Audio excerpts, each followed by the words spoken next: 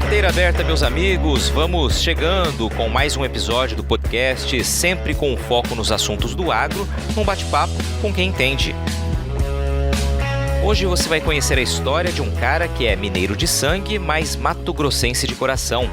Neto de produtores rurais, ele sempre carregou nas veias a paixão pelo campo e herdou do pai a vocação para a pecuária, com habilidade para fazer bons negócios e compreender a importância do melhoramento genético do rebanho na produção de carne de qualidade. Aliás, foi trabalhando com esse foco que o pecuarista Marco Túlio Duarte Soares conseguiu fazer a diferença. Criou uma marca de carne, apostou em lojas próprias e alinhou as estratégias da empresa às demandas do consumidor. E deu muito certo. Há 4 anos, a Celeiro Carnes Especiais foi eleita a segunda melhor carne bovina do país pela revista Isto é Dinheiro Rural. Resultado do empenho e do olhar adiante do nosso convidado deste bate-papo, que já vai começar.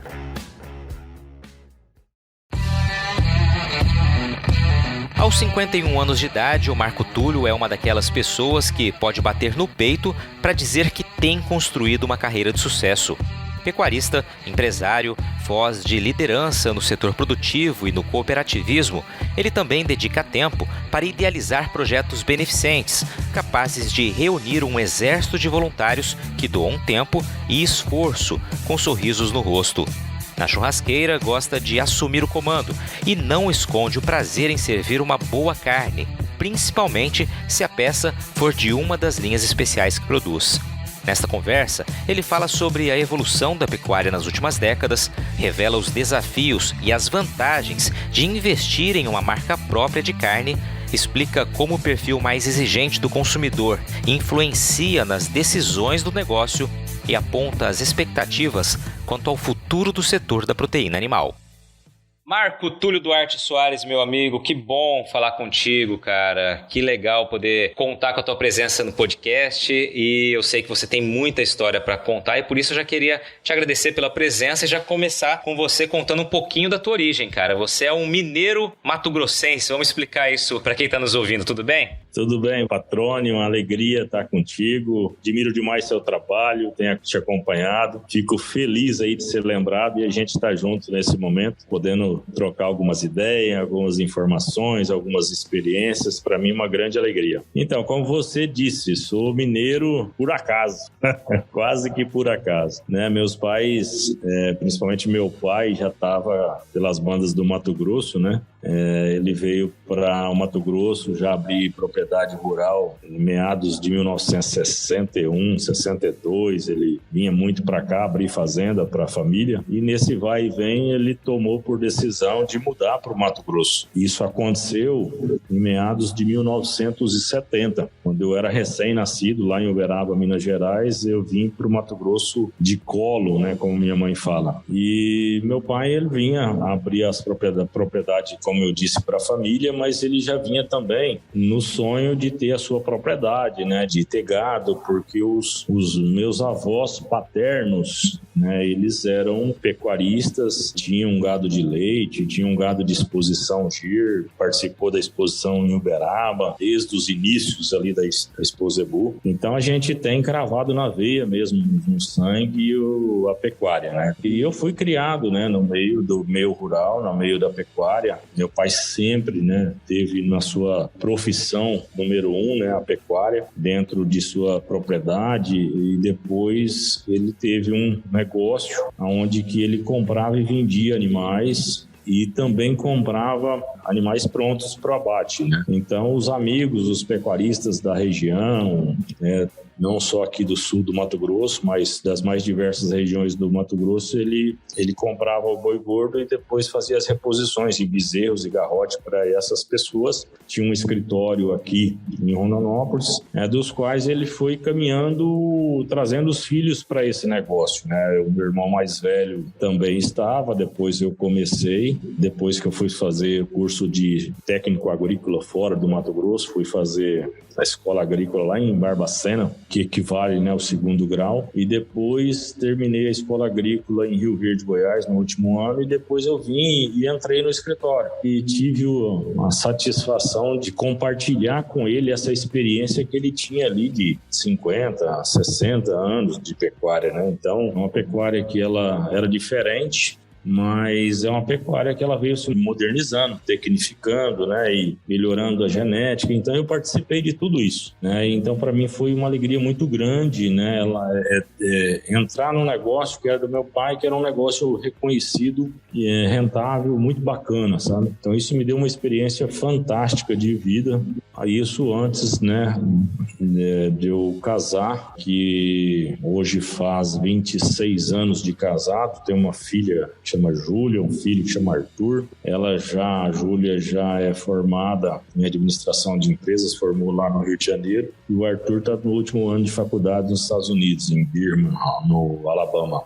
Eu sempre tive, né, como falei anteriormente, esse laço da pecuária. Trabalhando com meu pai ali, eu comecei a ter meu gado, alguns arrendamentos, e depois, quando eu casei, eu fui, além de tocar o meu negócio, de estar junto com meu pai no escritório dele de compra e venda de gado, eu fui convidado pelo meu sogro para assumir a parte de pecuária da família. Então, comecei a fazer a gestão do negócio de pecuária dentro da empresa deles, que era focado principal na produção de soja, de semente de soja, mas tinha um braço de pecuária interessante. Ali comecei a implantar um projeto de novilho super precoce na época, isso faz 24 anos mais ou menos. Então a gente abatia animal de, por incrível que pareça, de 15 meses de idade, 17 arroba macho, e 14, 15 meses de idade fêmea. A gente abatia com 15 arrobas na época. Então, fiz todos os tipos de cruzamento industrial. Chegamos a bater animal mais jovem ainda. Era muito bacana o projeto de super precoce. Então, eu vi que não tinha uma valorização naquela época das indústrias frigoríficas. Os frigoríficos não pagavam nenhuma remuneração maior por essa carne desse animal jovem. Não tinha nenhuma classificação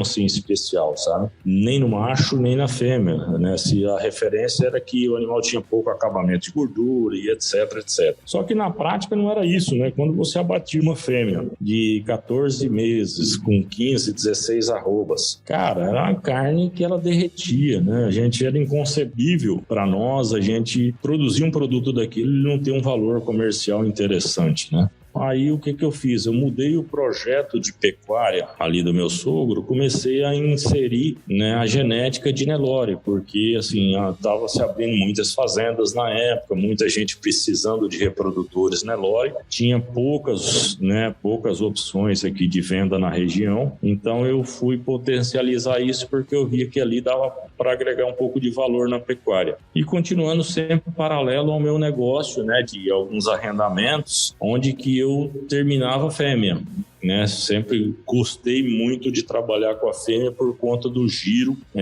mais rápido da terminação desse tipo de animal. Depois fui convidado para tocar os negócios de agricultura. Para mim foi uma experiência fantástica, onde que aprendi ali a diferença de um pé de soja para um pé de soja que não ia produzir grão, que ia produzir semente de soja. Eu fiquei 10 anos envolvidos diretamente nesse processo de produção, onde que nós começamos a empresa ali com 200 mil sacos de soja, fomos para 2 milhões de sacos de soja. A empresa, uma das mais conceituadas do Brasil no que diz respeito à qualidade de semente de soja. Conseguimos atingir um share na época de 3,3% do mercado nacional de semente de soja. Era semente de soja para Mato Grosso do Sul, Goiás, né? Algumas áreas que estavam se abrindo ali para Tocantins. Então, assim, para mim foi uma alegria e uma outra faculdade, que paralelo a isso eu fazia curso de administração de empresas e depois fiz uma graduação em agronegócios aqui em Rondonópolis, né, que eu já morava aqui. Então foi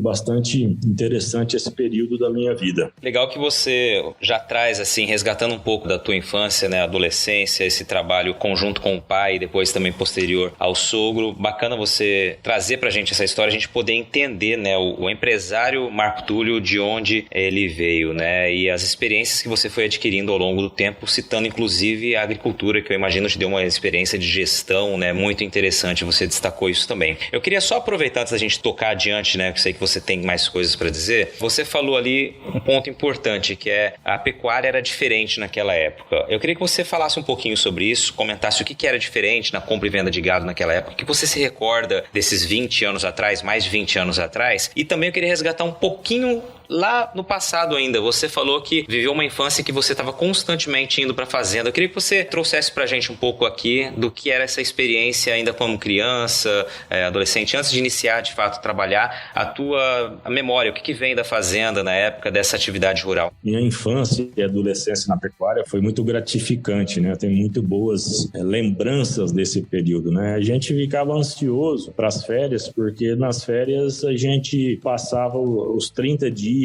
60 dias das férias na fazenda, né? Então não queria reunir nem voltar para passar Natal e Ano Novo com a família, a gente queria ficar efetivamente na fazenda porque gostava demais daquilo. Ali naquele período a gente levava 2, 3 amigos, 2, 3 primos, né? Então aquilo era assim, era um trabalho de acordar de manhã cedo, ir no curral, ajudar a tirar leite, depois montar, vamos fazer o manejo do gado. Naquela época existia muita castração, né? Agora é um lote de animais para castrar, porque os frigoríficos não compravam boi inteiro, era só boi capão. Meu pai foi o primeiro pessoa a fazer inseminação artificial no estado de Mato Grosso. Então assim, a gente teve já essa ligação com a genética desde então, sabe? Então as vacas PO, né, ali a inseminação e vir animais com genética mais avançada, aquilo para nós era um sonho se realizando, né? Então minha infância na pecuária, ela foi muito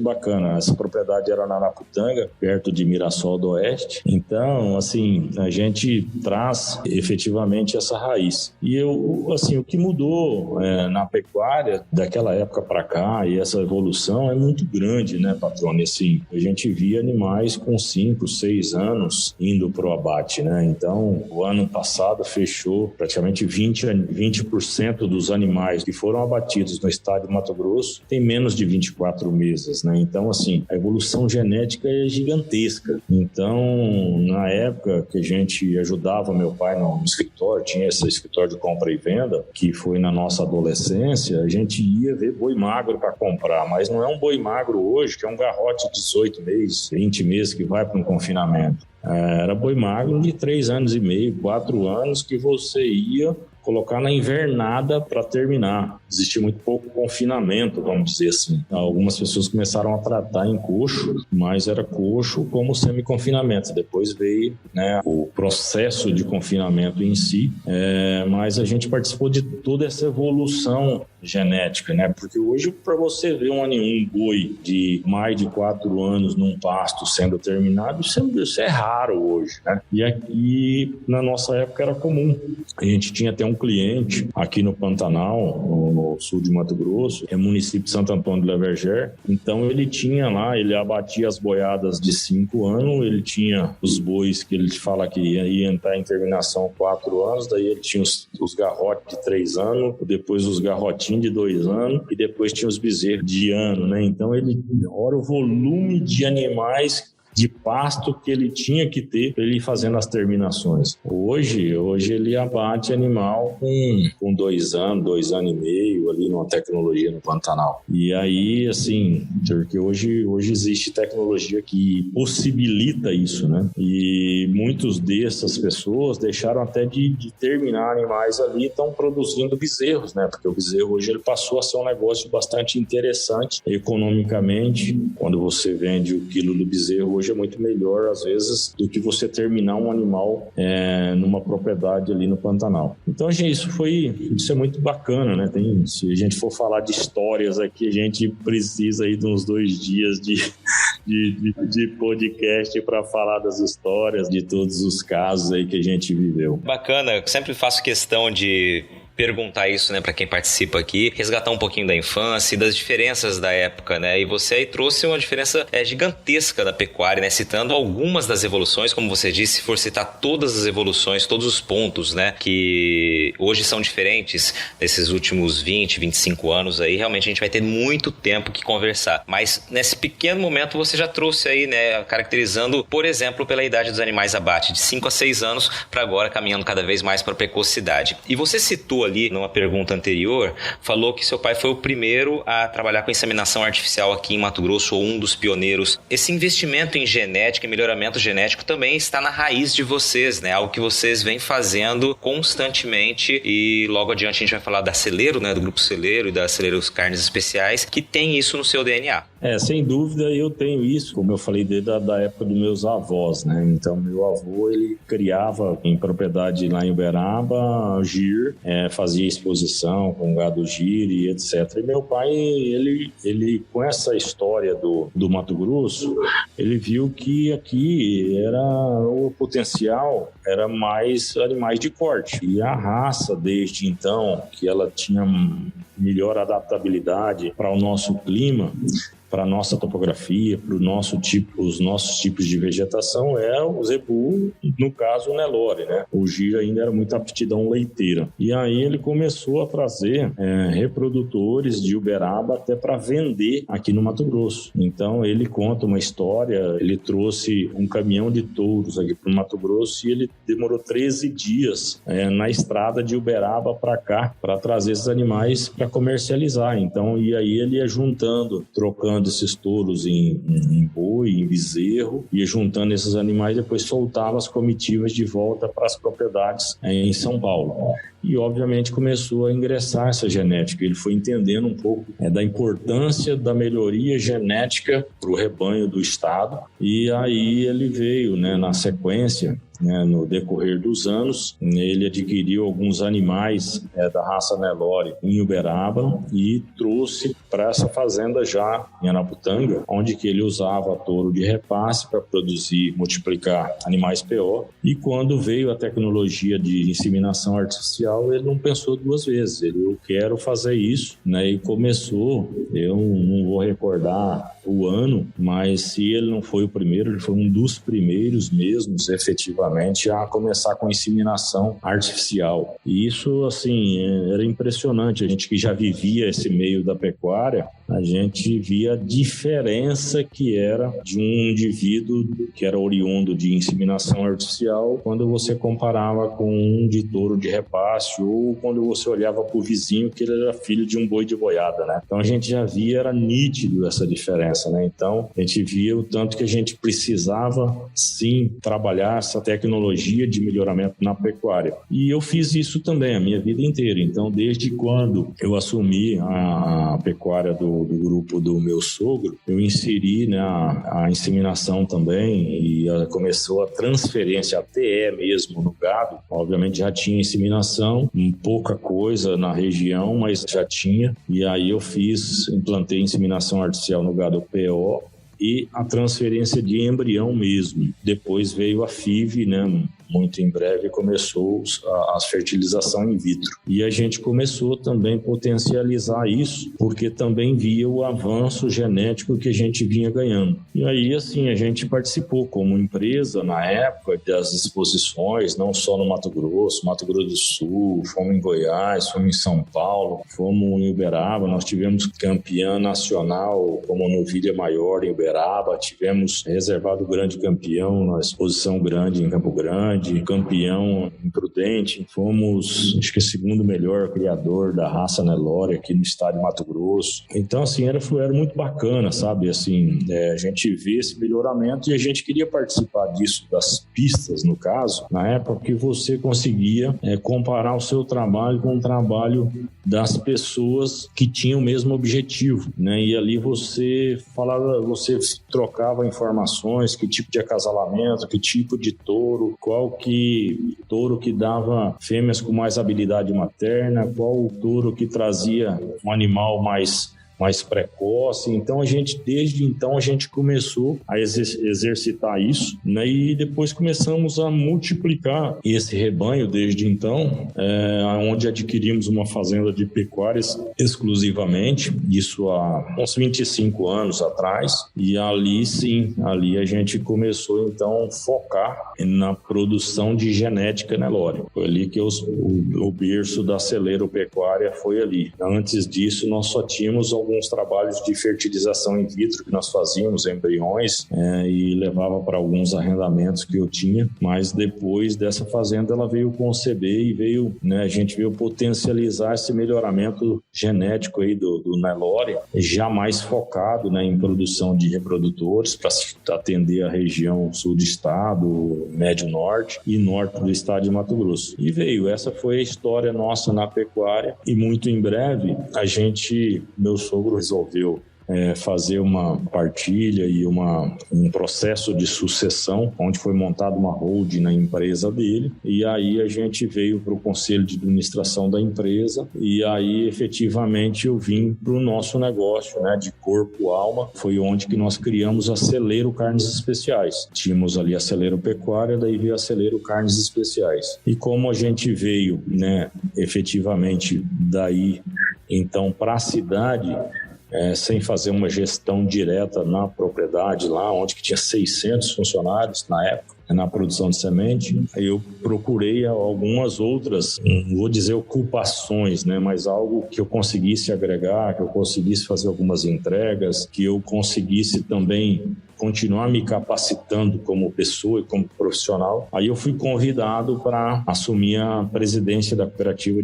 Sicredi aqui na região sul de Mato Grosso. Para mim foi uma grande alegria, um grande orgulho, né, estar à frente dessa instituição muito forte, que ela tem muito esse link, né, de melhorar a qualidade de vida das pessoas através de uma instituição financeira, né. E viemos tocando nosso projeto de pecuária paralelo, e aí criamos então o braço Celeiro Carnes Especiais. Daquela experiência que eu tive lá atrás do novilho super precoce, da indignação de você produzir um novilho, uma novilha com carne de excelente qualidade e não ser remunerado por isso, aquilo me intrigou ao ponto de montar um negócio, né, fazer a desossa, entrar para dentro de uma indústria, criar os cortes e entregar um produto diferente para o mercado.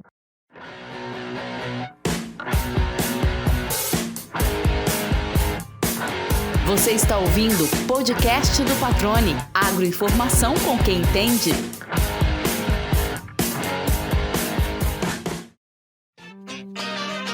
Qualidade e credibilidade. Na era da informação e com tantas notícias falsas, é fundamental saber onde encontrar conteúdos produzidos por quem sabe que o bom jornalismo exige responsabilidade. E foi comprometido com você que o portal Leia Agora montou uma estrutura robusta, com uma equipe experiente focada em comunicar de um jeito diferente e dinâmico. O portal se tornou a primeira multiplataforma com conteúdo online e audiovisual em Mato Grosso. Lá você fica sabendo tudo sobre política, esporte, cultura, entretenimento e também sobre agronegócio. Toda quarta-feira à noite tem o programa Agro Agora, apresentado pela produtora rural Adriane Steinmetz, que, aliás, foi a entrevistada do episódio número 5 do podcast. Vale a pena você conferir a história dela. No Agro Agora, a Adriane fala de temas importantes do setor, com o conhecimento de quem também está do lado de dentro da porteira. Para acessar todo esse conteúdo no site ou nas redes sociais, é só digitar leiagora.com.br.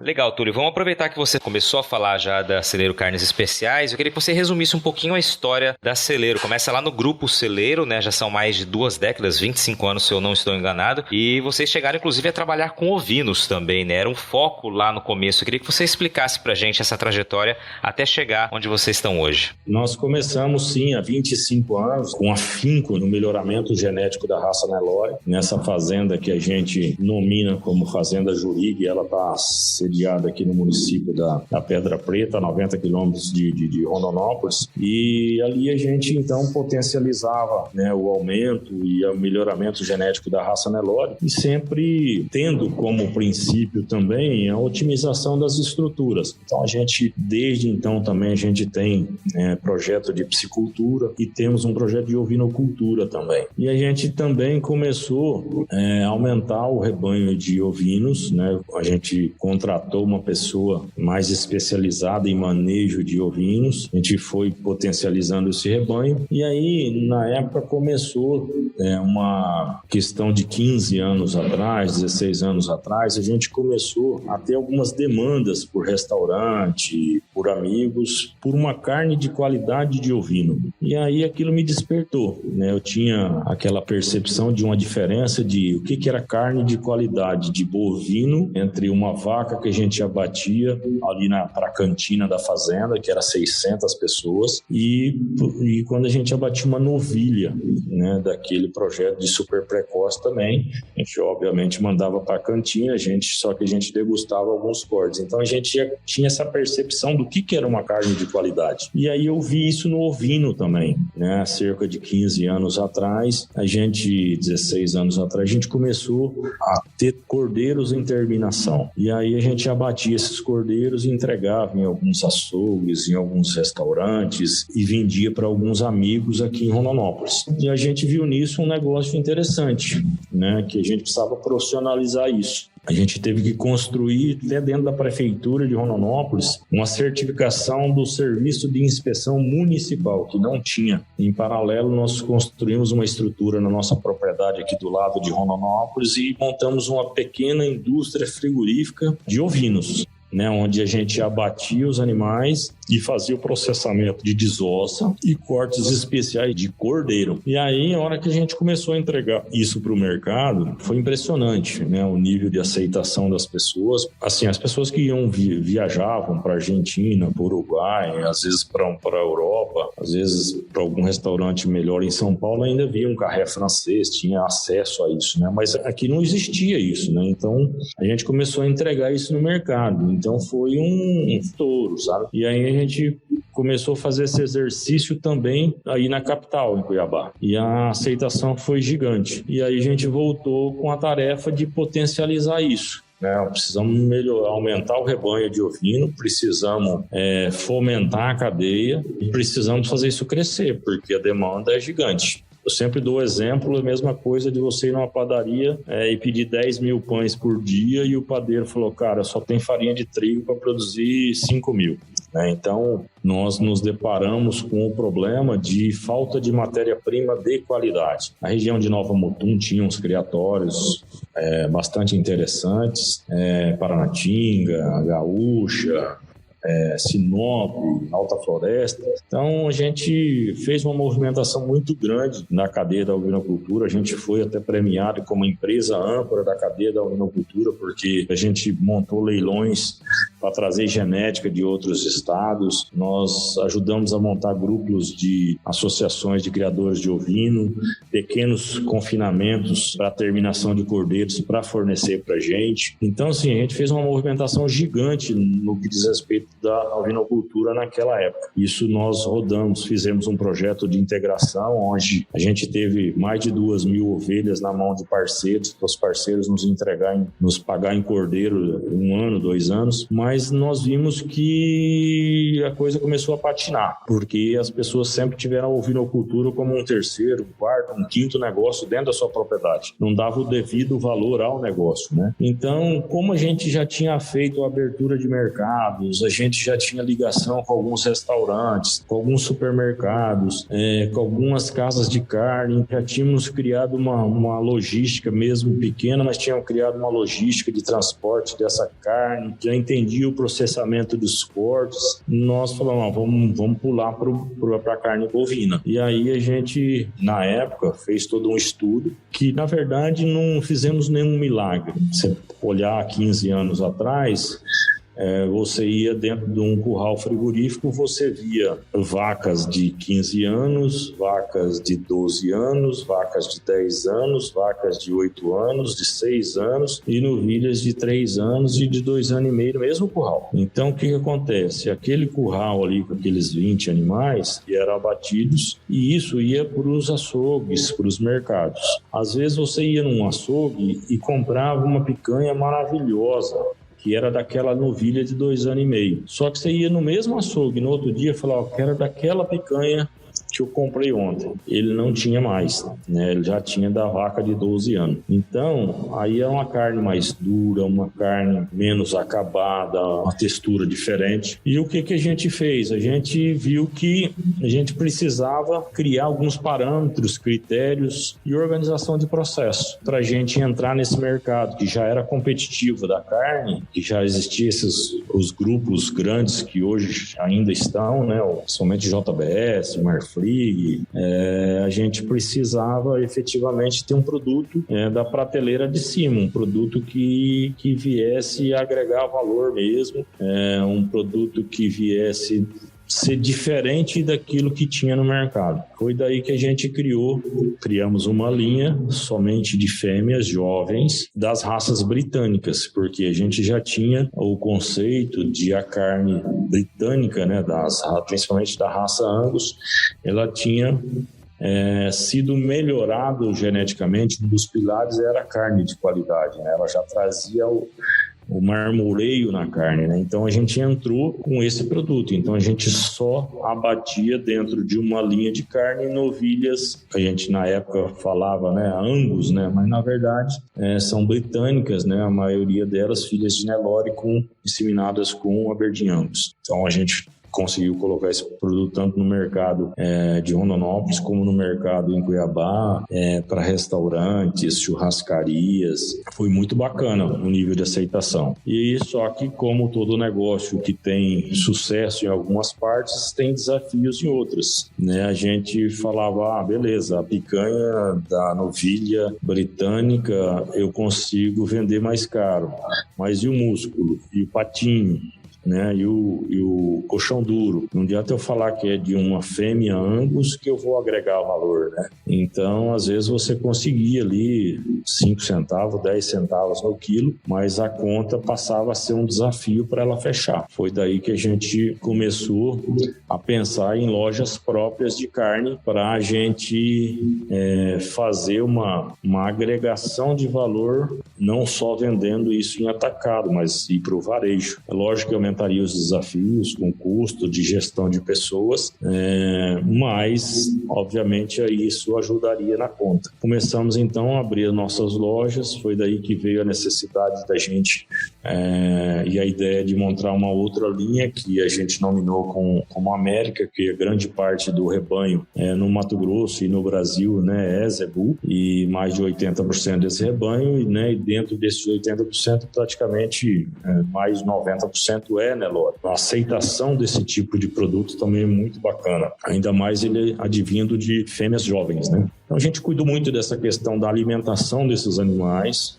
desde o início, não permitindo que fosse usado nenhum subproduto de algodão na dieta para que não interferisse na qualidade de dieta da carne. E depois veio na sequência, a gente criou uma linha dentro da linha Euro, que a gente chama dessas raças britânicas, a linha gourmet, por conta de questões de gramatura para atender steakhouses e restaurantes e hotéis, então os cortes precisavam ter o mesmo tamanho. Então a gente criou a linha gourmet para atender esse nicho de mercado e criou a linha Slim para atender o nicho de mais fit, né, que é uma carne sem gordura subcutânea. Essa aí adivinha das fêmeas jovens Nelore. E a gente veio buscando aí um crescimento de volume de animais, um crescimento sempre de qualidade, melhoria nos processos.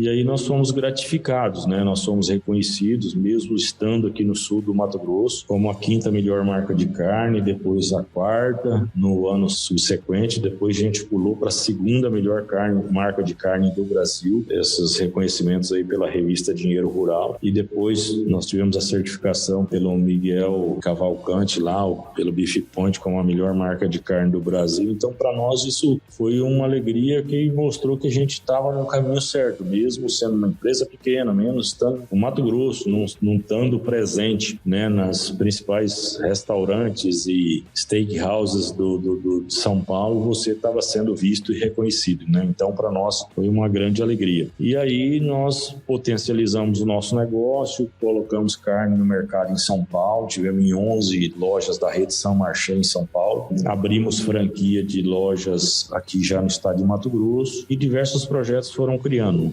Mandamos carne também para Mato Grosso do Sul, para Goiás, para Rondônia, para o Acre, e veio muitos pedidos de abertura de lojas, de parceria, isso e aquilo. E a gente foi medindo isso tudo e fomos construindo o nosso projeto, onde que nós nos deparamos que o melhor para o nosso negócio é crescer com lojas próprias. Não é produzir muito volume, não é escala. O nosso negócio é volumes menores e sempre focado em qualidades nas nossas entregas e agregar valor no produto final. Então, isso foi o conceito nosso de negócio. Muito legal a sua história, cara. Fiquei ouvindo aqui vários pontos interessantes que você disse, né? Desde a fase de transformar ali, ajudar na transformação da cadeia da ovinocultura em Mato Grosso, né? Vocês tiveram um trabalho essencial, mas posteriormente acabaram encontrando um problema que foi justamente ter uma demanda potencializada e uma falta da oferta, né? Do produto a ofertar. Transformaram esse problema numa oportunidade, focando os olhos então, já que havia toda uma estrutura já construída, uma pavimentada para utilizar carne bovina, né, fazer o mesmo com a carne bovina, e aí vocês começaram a encontrar, né, oportunidades, focando também em nichos de mercado. Você trouxe aí uma gama imensa de produtos que vocês têm feito e de um olhar que é muito interessante, né? Você vê o pecuarista fazendo todo o caminho, né? Ou seja, investindo também em linha de abate própria, em melhoramento genético que já vinha sendo feito, depois em lojas próprias, né?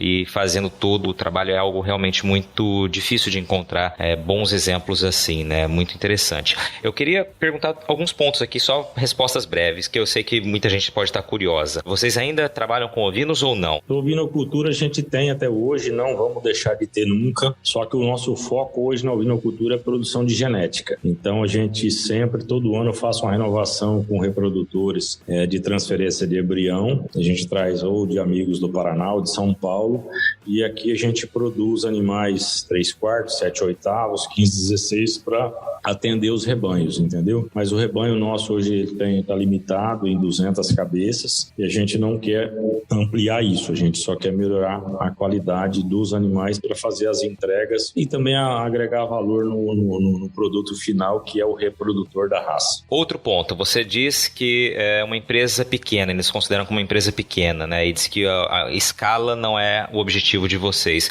Por curiosidade, hoje vocês abatem quantos animais aproximadamente por mês? E é só abate de linha própria, de animais próprios? Vocês também têm parceiros que atendem a todos os requisitos que vocês passaram a estipular? Hoje a gente abate e processa 150 animais por semana, em torno de 600 animais por mês. E a gente tem condição de pular para 1.000 animais mês, dentro de estrutura, dentro de pessoas, dentro de logística e dentro de vazão de produto. Acontece que quanto mais produto você tem, mais você tem que entrar em competição com o mercado, você tem que baixar preço e você diminui suas margens. Então a gente é muito disso de medir mercado de acordo com oferta-procura, sabe? Então hoje nós vivemos um momento onde que o poder aquisitivo das pessoas diminuiu muito, abaixou o consumo per capita, então a gente está respeitando isso. Então a gente está colocando menos carne no mercado. A gente considera que isso não fase, né? Da forma que a gente já abateu 1.000 animais por mês, a gente pode voltar a isso no final do ano. Por quê? Porque a oferta de matéria-prima tem e a gente tem sempre uma produção própria na fazenda. A nossa fazenda hoje ela não só produz a genética, que a gente vende reprodutores o ano inteiro, Nelore. A gente vende embriões e tal, mas a gente também tem um pulmão, onde que a gente tem animais ali para estoque regulador, e nós criamos uma propriedade onde que ela possui regularização fundiária, ela possui todos os quesitos sociais e ambientais, ela tem toda a convalidação no que diz respeito a essa chancela. Infelizmente ou felizmente, isso todo mundo tem que estar adequado a essas questões, né? A gente sabe que não é todo mundo, não é 100% que estão, mas hoje todo mundo caminha para isso, né? Para ter uma propriedade que respeita todos os quesitos sociais e ambientais. Então a gente recebeu algumas certificações, a nossa propriedade, como o selo Produzindo Certo da ONG Aliança da Terra. E aí, dessa certificação, a gente produz dentro da nossa propriedade uma linha que a gente nomina como linha reserva, que ela advém de fêmeas jovens Nelore, somente Nelore. Esses animais que passam por uma ultrassonografia de carcaça, ou seja, são avaliados animais vivos, e tem uma régua acima de 3 de marmoreio. Por que isso? Porque o Nelore, ele não foi melhorado geneticamente para ter uma carne de qualidade. O que foi feito nas raças britânicas, ali no Angus, há 100 anos, o Nelore agora, há 5, 8, 10 anos, que ele começou a conversar o pilar de carne de qualidade. E a gente vem fazendo isso há 6 anos, né? A nossa empresa Celeiro vem fazendo isso há 6 anos, melhorando o pilar carne de qualidade no Nelore.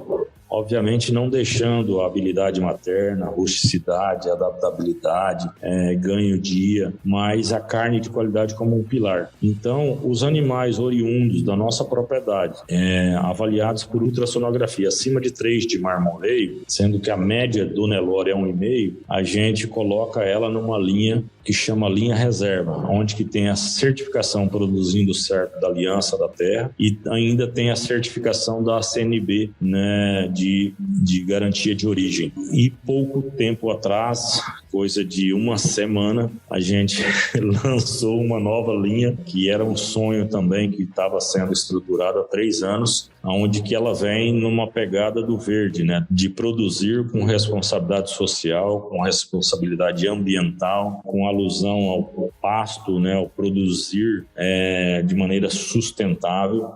Animais que configuram essa transição de 2 a 3 de marmoreio, ou seja, que é uma carne mais macia do que a média, e animais que são nascidos na nossa propriedade, né, cuidados na mama, cuidados na desmama, a gente cuida de todo o processo de alimentação desses animais para fazer essa entrega. Então tivemos, né, a grata satisfação de ter reconhecidos também pela CNB e ter, né, a primeira empresa do Brasil com a etiqueta verde do agro, né, um selo, né, de responsabilidade social e ambiental. Então nós estamos num momento de muita alegria com o lançamento dessa nova linha, uma nova fase para a nossa empresa. Eu queria só que você explicasse brevemente, Marco Túlio, como a gente tem, né, pessoas que não necessariamente sejam da pecuária, estejam familiarizados com alguns termos que você citou aqui. Você falou que querem elevar a régua ali acima de 3 de marmoreio na linha reserva, né, que a média do Nelore é 1,5. O que é o marmoreio de um jeito breve, assim, como você consegue melhorar esse índice? De acordo com a genética da raça, né? Por exemplo, de 0 a 10, vamos enumerar mesmo, o Nelore ele tem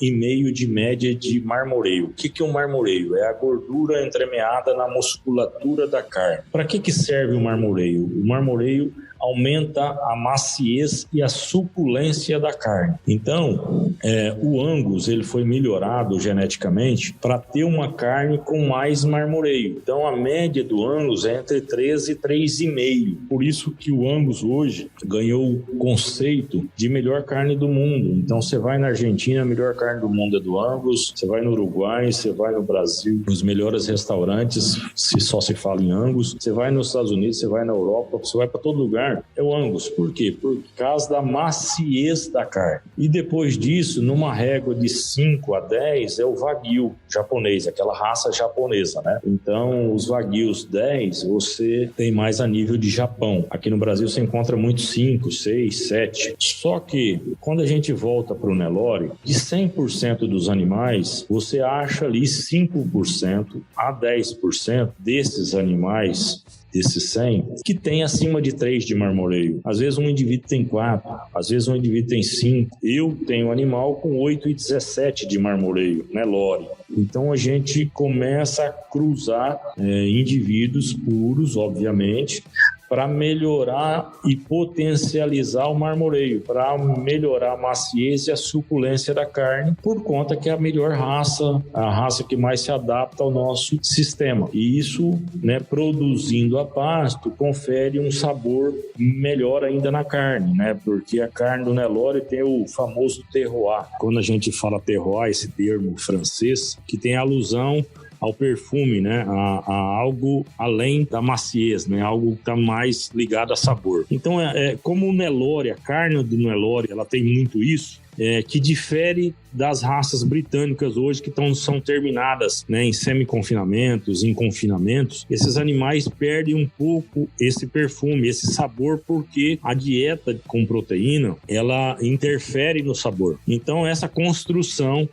desse perfume, desse terroir, desse animal terminado a pasto, unindo ao marmoreio, que confere suculência e sabor nessa carne, com certeza a gente vai ter, não só no Mato Grosso, mas no Brasil, uma carne de melhor qualidade para consumo interno e, obviamente, para a gente agregar valor para essa carne para o mercado externo. Beleza, de um jeito simplificado, para aquela pessoa que não entende de pecuária, como que você consegue transferir essas características para as crias, para os próximos animais, para as próximas gerações? Como que é feita essa seleção? Quando a gente faz esse cruzamento genético, o marmoreio já foi comprovado cientificamente que tem uma herdabilidade bastante alta. Então, quando você cruza um animal, por exemplo, de 3 de marmoreio com um macho ou uma fêmea de 4, então a probabilidade é crescente. Quando você cruza um animal de 3 para 1,5, esse animal vai para 1,8, vai para 2, então você vai aumentando exponencialmente através do melhoramento genético das próximas gerações. Tá ficando claro, e ficou claro nas suas respostas que vocês têm um olhar muito atento ao comportamento do consumidor,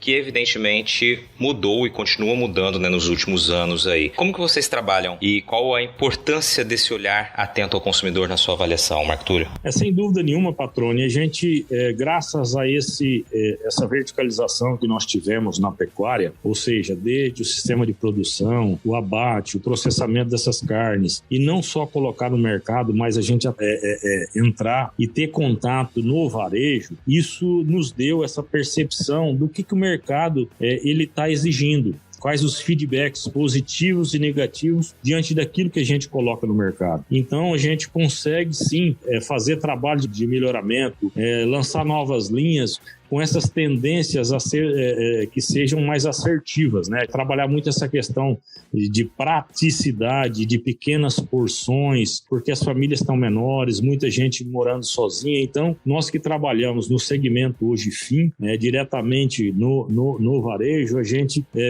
o mercado tem sinalizado isso, Produtos temperados, pequenas porções, isso nos tem mostrado e recebido esses feedbacks desses consumidores, nos mostra o caminho mais curto para a gente ter uma melhor satisfação do consumidor final. Esse olhar atento, como você disse, ele direciona o caminho que vocês devem seguir. Muitas pessoas entendem que é preciso escolher um nicho, e pelo que fica claro no trabalho de vocês, é que vocês tentam atender a diversos nichos, a diversos perfis de consumidor. Isso é uma estratégia? É o caminho mais assertivo?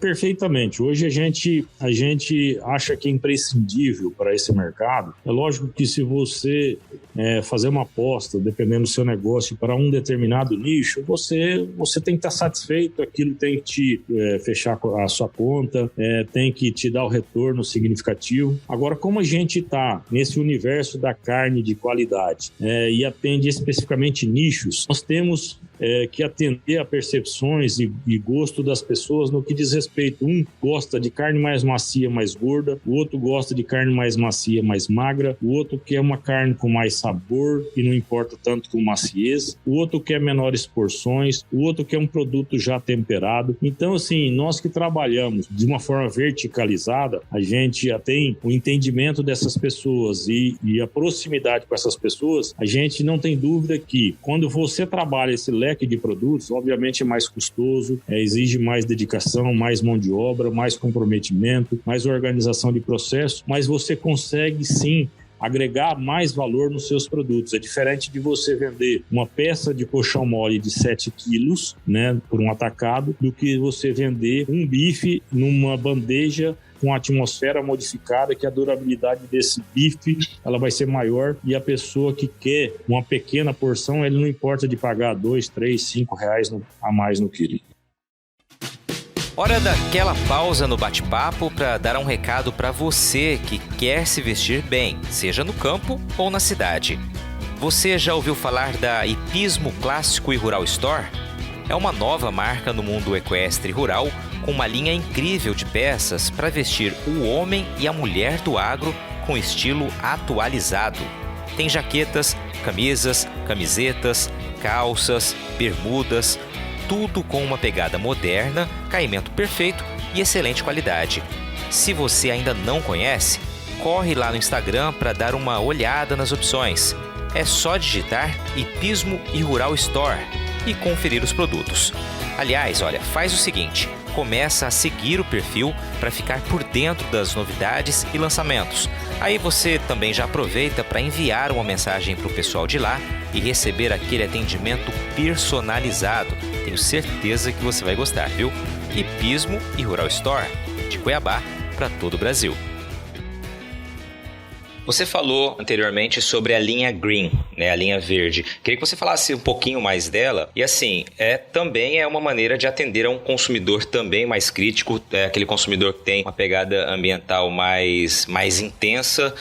Claro que entende-se que como você supre todas as expectativas desse perfil de consumidor, espera-se também um valor agregado. Essa máxima é verdadeira? Vocês devem encontrar isso? Sem dúvida nenhuma. Hoje, com esse perfil de você atender os anseios dos consumidores, existe principalmente esse público mais jovem, e algumas pessoas estão muito atentas nessa questão da sustentabilidade, né, de produzir certo, de produzir de forma respeitando as questões ambientais, sociais, bem-estar animal. Então, nós tínhamos esse projeto de ter um animal que ele é cuidado desde o nascimento. Esse animal, ele é nascido e terminado a pasto. Em algum das etapas dele, recebe até uma dieta proteinada, mas uma dieta que é muito bem cuidada para que não interfira em nenhum momento no sabor dessa carne, para que essa carne efetivamente ela traga esse terroir, né, esse perfume do pasto. E nós temos condição, como os animais nossos são todos mapeados pela tecnologia de ultrassonografia, então esses animais, eles são uma transição entre o Nelore normal e o Nelore que a gente já trabalha na linha reserva, que ele está acima de 3 de marmoreio. Então, os animais que vão para a linha Green, eles têm de 2 a 3 de marmoreio, são essa zona de transição. Então, a carne desse animal também é mais macia, além dela trazer o terroir. E o bacana disso tudo, nós levamos essa ideia para a Associação dos Criadores de Nelore do Brasil, e eles, num esforço, colocaram toda uma energia no desenvolvimento de um selo que é nominado Etiqueta Verde do Agro, né, o Nelore do Brasil, e nós fomos a primeira empresa do Brasil a ter essa certificação pela CNB de produzir uma carne de forma sustentável. E nos trouxe bastante alegria no que diz respeito a essa questão de um projeto assertivo que fez com que as pessoas entendessem que a nossa empresa não quer simplesmente vender uma carne, vender um corte. Ela também está preocupada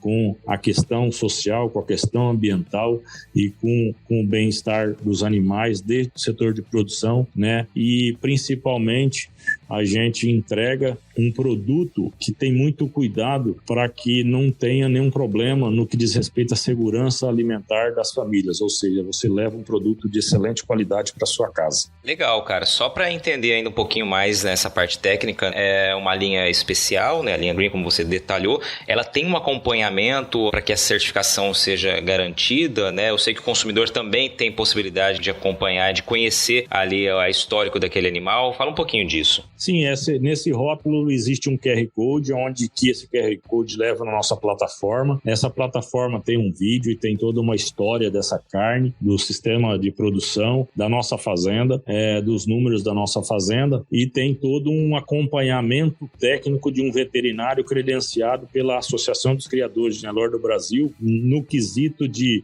cuidado do processo de produção e validação de todos os setores. E daqui para frente, nós estaremos estruturando todas as linhas que advêm da nossa propriedade, também terão esse QR Code que conta a história da linha, quais os tipos de animais, quais as características, a idade, a dentição, o processo de rastreabilidade, e também as outras linhas que não vêm da nossa empresa, né? De quais os parceiros, de quais as fazendas. Então isso aí a gente vai estar num sistema de implantação, um futuro próximo. Por exemplo, a linha Euro, que ela advém de novilhas britânicas. Então, ela vem da fazenda do proprietário tal, no município tal, foi embarcado tal dia, X animais, que deu origem a tal lote. Então, a gente tem todo o processo de rastreabilidade dentro do QR Code. Então, esse é um processo que a gente vai estar implantando para as novas linhas, que já tem no QR Code da nova linha, da linha Green. Excelente, Marco Túlio. Essa visão, né, atenta ao mercado, ao consumidor, ao que o consumidor demanda, é fundamental ter esse viés sempre.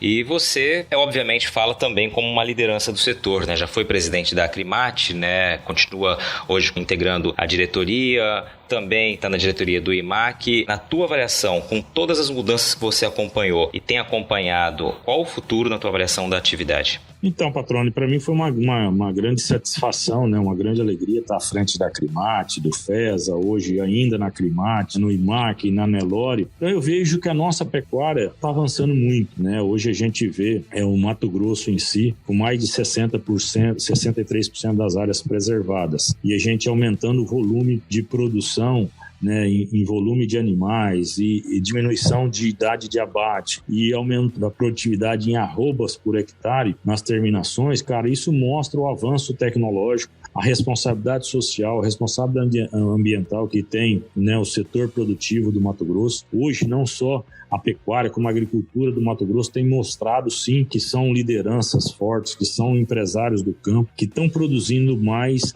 em menos áreas, com mais tecnologia, sendo mais eficientes. Cara, eu acho que isso, a médio e longo prazo, isso tendencia a ser muito mais. Nós aumentarmos não só a produtividade da soja, mas a produtividade de arroba por hectare. Nós temos hoje fantásticos projetos de integração lavoura-pecuária, e isso, sem dúvida alguma, tem tendenciado a acontecer mais ainda. Essas áreas de pastagens degradadas está se transformando aí em agricultura, e depois numa segunda safra, uma safrinha, e depois numa terceira safra, o boi. Isso vai produzir mais. As pessoas estão entendendo que essa conta é positiva, que isso tudo é benéfico, não só para as questões sociais, que geram emprego, geram renda, melhora a balança comercial dos nossos municípios, do nosso estado, e tem ajudado a balança comercial do nosso país. Aí, sem dúvida nenhuma, né, o que seria do Brasil, nem sem a sustentação do agronegócio, né, dos números do agronegócio. Então eu vejo que isso é um caminho sem volta. Eu vejo que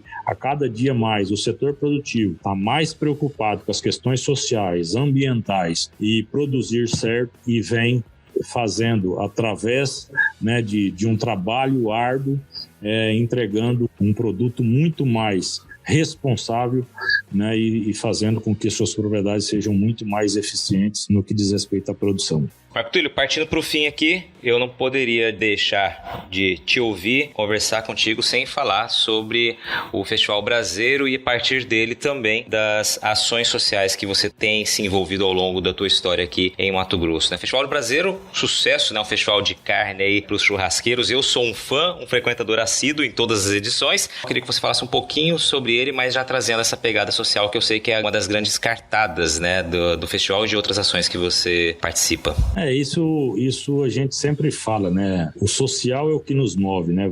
Eu prefiro muito mais ajudar as pessoas do que ser ajudado, né? Então a gente tem esse mote, a gente tem essa questão de espiritualidade muito próxima a gente, né? Nós somos frequentadores da Igreja Católica e gostamos muito de fazer mais, de ajudar as pessoas, né? De ajudar o próximo. E o Festival Braseiro, ele nasceu nesse intuito de nós fazermos um evento bom, um evento bonito, um evento grande, onde que ele tivesse o maior número de renda possível para a gente ajudar o máximo de pessoas possíveis.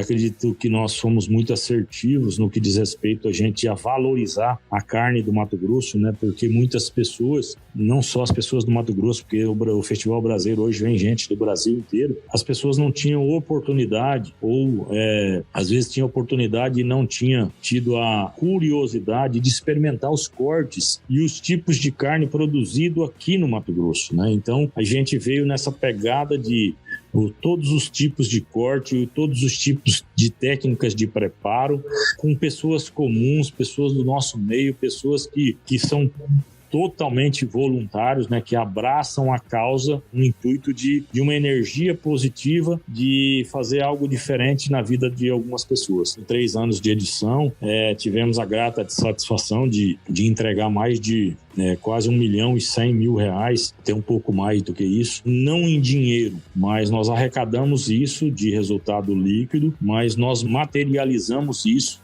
e potencializamos esse valor. Por exemplo, nós compramos estufas para a UTI neonatal da Santa Casa de Rondonópolis, compramos cadeiras de roda para a Rota de Rondonópolis, ajudamos lar dos idosos, onde montamos salão de beleza e instalação de lar dos idosos, né? Cuiabá nós ajudamos diversas creches, mas a gente não dá o dinheiro, a gente compra materiais, equipamentos, parte estrutural. Então, assim, é um evento muito bacana, onde que a gente presta toda uma conta, é tudo passível de auditoria e bastante nos orgulha, né? Porque a gente está valorizando a carne do nosso estado, né, fazendo com que as pessoas tenham essa experiência de comer cortes bons, cortes diferentes, com técnicas diferentes, né, escuta uma boa música, se diverte e ajuda as pessoas. Parabenizo a você pelo projeto e em seu nome toda a equipe que participa desse projeto tão emblemático, né, com tanto resultado, como você frisou, mais do que nunca é preciso ajudar as pessoas, né, essa fase é muito difícil, está muito difícil para muita gente, e eu sou uma pessoa testemunha em dizer que, né,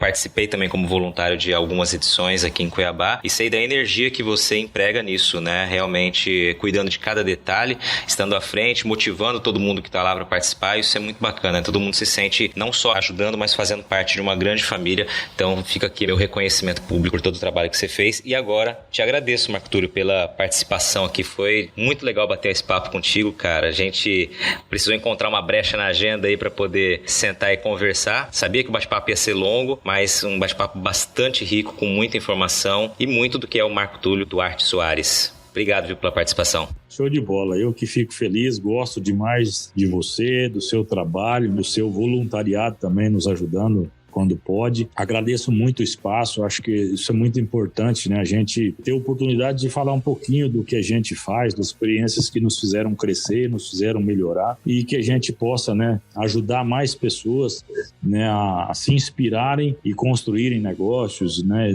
a empreenderem e nos ajudar de uma forma ou outra. Então, te agradeço demais, né, a abertura, né? Fiquei feliz demais com esse bate-papo contigo e tamo junto para a próxima aí, vamos somar junto e vamos ajudar esse Mato Grosso e ver esse Mato Grosso crescer ainda mais.